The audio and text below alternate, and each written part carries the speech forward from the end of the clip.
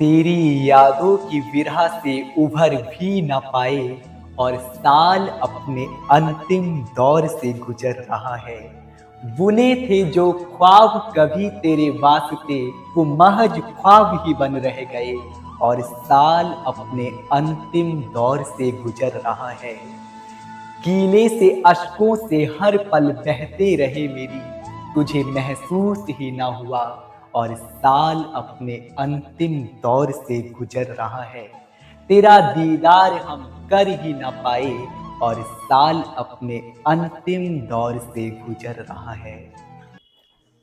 इन पंक्तियों में साफ साफ नजर आ रहा है कि किसी ने बेहद इंतजार किया, किसका? अपने प्रीतम का, और उससे मिल भी नहीं पाया और साल अपने अंतिम दौर में गुजर रहा है। तो उसे शिकायत है, बेचैनी तो है, मायूसी तो है, तो वही वो शिकायत भी कर रहा है।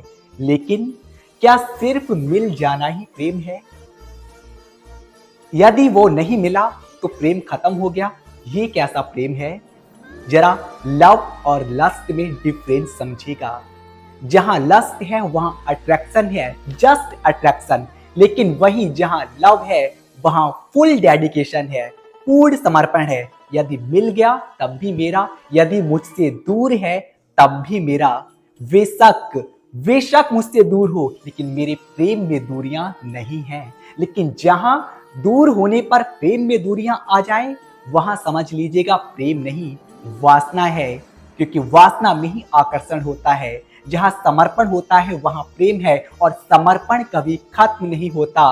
अगर खत्म होता है तो इसका मतलब आपको प्रेम नहीं, उसके प्रति वासना थी, इसलिए आकर्षण हुआ। और जब कोई और मिल गया तो ये अट्रैक्शन वहां से हटकर कहीं और चला गया। लेकिन जहां प्रेम है वहां तो पूरा पूरा समर्पण रहता है, दूरियां होने पर भी। और इसका सबसे अच्छा उदाहरण मिलता है रामचरितमानस में। भगवान श्री राम के प्रिय अनुज लक्ष्मण और उनकी भार्या उर्मिला का, उनका अलगाव हुआ था। उन्हें दूरियां सहनी पड़ी थी, वो भी 14 वर्ष की। जरा सोच कर देखिएगा फ्रेंड्स, 14 वर्ष बहुत लंबा समय होता है।